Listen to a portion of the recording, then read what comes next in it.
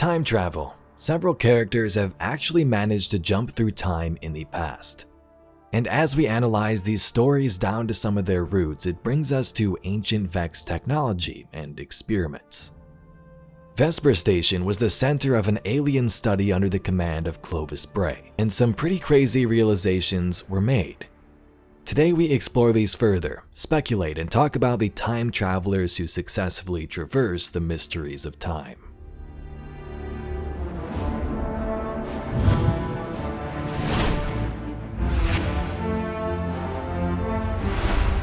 When the trailer released for Vesper's host, it appeared that time would have a part to play. The trailer plays through certain events and then rewinds near the end to the start, so we're like, hey, maybe there's some time travel mechanics sending us back to different areas as if it's part of an encounter. Turns out this was really just an effect to symbolize the looping distress call coming from the vessel itself. But it made me think more deeply about Clovis Bray's corporation and time travel. Vesper Station was built by said corporation, and lore of what we know happened here post Deepstone Crypt Morningstar collision is very strange. On the station, Clovis had Vex experiments we know about. He wanted to control a Vex mind, experiment on powerful Vex subjects possibly taken from Europa. Now we don't know if these are some of the Vex we've encountered or ones taken from Volantis. It's implied though that this powerful Vex may have been made into an AI, and that when this Deepstone Crypt collision happened, it jumped host to the body of Atrax or something familiar. There are locations early in the dungeon here where you can see where this Vex subject broke out of containment. I passed this room tons of times and never really slowed down to give it a look. But you can see 4 sort of containment vessels in the center, and one of them is destroyed, this corruption and wire infection reaching out to the rest of the ship.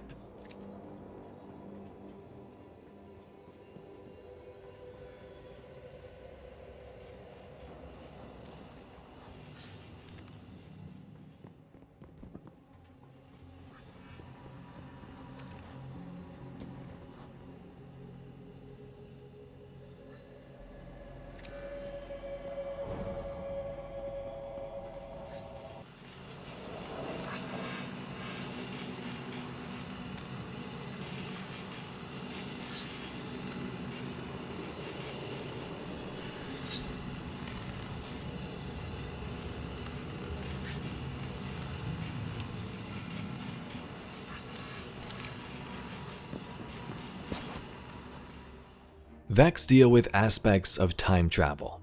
Elsie experienced a time loop. Clovis Bray actually traveled far into the future. So this video will discuss a couple of different aspects, Bray's use of Vex tech and time travel, and the Vex entity that was on board Vesper Station and the infection that broke out because of it. So time travel, how did Clovis Bray do it? The No Time to Explain lore card says this. Navarro's timeline analysis indicates the weapon is the fabled Exo-Stranger's rifle, enhanced at a future point in this continuity, and then sent back to this present. On Europa, late Golden Age, deep inside a secret lab. Which window? 3025, Dr. Bray. I thought we'd run out of possibilities there. We had, and then this new one had popped up. Austin 1, how is that possible? We don't know. We still don't understand how any of this works. It's highly volatile and uncontrolled. Have we pinpointed the weapon's exact location? More or less. Elsie 1 is supposed to attempt retrieval tonight. We can't risk the window closing before then. I'll be going this time. But last time those things in the sky almost killed you. And now I know how they work. That's half the battle. The old man gears up and enters a strange metallic pod made from Vex parts. Austin 1 stands at a distance from the pod, typing April 10th, 3025 into a console. Alright, Dr. Bray, you're a go in 3, 2, 1. A burst of light. An icy wasteland. What stood pristine moments prior is now dark, old, and falling apart as if centuries have passed. Clovis wades through the wreckage and comes to a frozen, deserted battlefield littered with human, exo, vex, and alien bodies. He reaches down and brushes snow from one of the alien bodies, lifting one of its many arms. Fascinating. A piercing whir emanates from somewhere in the distance. Clovis looks up and sees a black and red ship floating in the air. It stops above the battlefield and emits a bright red light, scanning the area as if searching for something. Clovis slowly pulls a device from his pocket. He presses a green button and the screen lights up, showing a blinking dot a few yards away, very close to where the ship itself now searches. He grabs a dead exo and opens a panel on its arm, tinkering before closing it with care. He quickly sneaks away, and in seconds the exo explodes, drawing the attention of the ship. He sprints across the battlefield toward where it was searching only moments ago. Using his device again, Clovis scans the ground until the blinking light goes solid. He digs into the snow until he hits something. He pulls it up halfway, a rifle shining like new, etched only with one word: now. Clovis attempts to fully free the weapon, but it's stuck, attached to something. He pulls harder, revealing an entire dead exo, hand wrapped tightly around the grip. He takes a good look at its face and gasps, "Elizabeth?" The whirring sound reaches Clovis's ears again, pulling him out of his stupor. The ship heads right towards him. Clovis pries the gun from Elsie's right hand and sprints back the way he came, diving into his pod and activating it just as the ship fires on him. A burst of light. "You could have been killed," says a familiar voice. "Instead, I got you a gift, Elizabeth," Clovis responds, catching his breath and dusting himself off. "One down, an infinite number left to go. It better have been worth it." He looks into her eyes and musters a half-hearted smile. "We'll make it so." So Clovis enters a pod made from Vex technology to travel into the future. There he finds a bunch of dead humans, exos, and he also describes aliens with many arms, which could be fallen or something completely new. There's also a red ship that's sort of following him around the area with a red light. Could this be something like a Thresher? Maybe it could be another alien ship. Elsie and Clovis are clearly entangled in some type of time travel mystery. At the end there, I believe it's Elsie who says one down and an infinite number left to go. So it seems like they're working together to traverse these timelines and find something. Clovis went into the future and acquired Elsie's rifle, which was upgraded and brought it back. This was backed by Navarro in the card, who was a member of the Future War Cult alongside Lakshmi back in the day, and used what was called the device to peer into many timelines. The Future War Cult has long used Vex-derived technology to see into the future.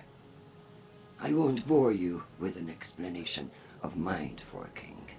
Suffice to say, we understand its dangers and use the device responsibly. I have glimpsed our future, Guardian, and what I saw was chilling. Next to Clovis, we also know Elsie has been stuck in her own time loop. It hasn't been fully addressed or closed up to this point, but we know the Guardian was a big difference, helping her connect with Anna, teaching us stasis, and I hope Bungie addresses it at some point, but it makes you wonder what the heck is going on here.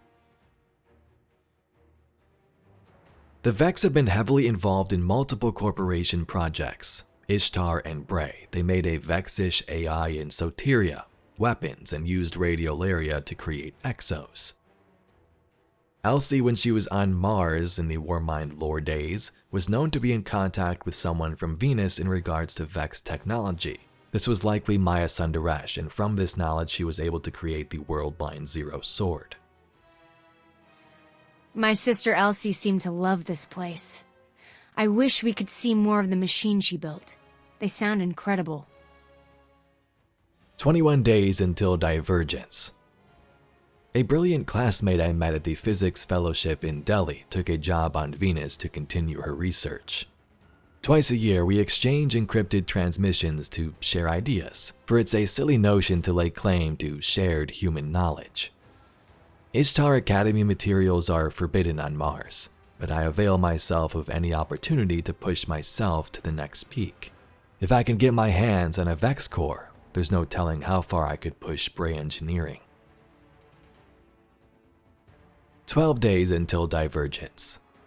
Jumping into an Einstein-Rosen bridge to travel in time has long been regarded fantasy by serious physicists.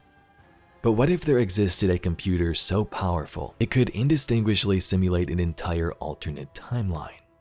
Based on my early research, this is a possibility of Vex technology. The key question would be whether one could take knowledge from a simulated timeline and alter the original. One step at a time, though. An Einstein-Rosen bridge is a tunnel in space that allows for travel across vast distances in space-time, essentially time traveling. So it's unknown if Vesper Station specifically had to do with time travel, but there was a Vex unit here and some sinister influence for sure. It's implied that this Vex unit broke out and the infection began. The Vex unit that broke out was labeled as biomechanical, so part machine, part living organism. This makes it sound like Clovis somehow found something strange and tried to fuse it with Vex. Is it something we know about? Is it something from futures he's visited? Corrupted biomechanical subject has jumped to a new host. Did he breach containment? But something had to trigger the infection, right? Either the Vex unit itself, which is unlike anything we've seen, or something that took control of it from elsewhere. The Lodi entity we've talked about is lost and far away from home. It seems to be sending this message to whomever through the anomaly. It says it's sort of sick or corrupted in a sense. It's trying to return home or alert home.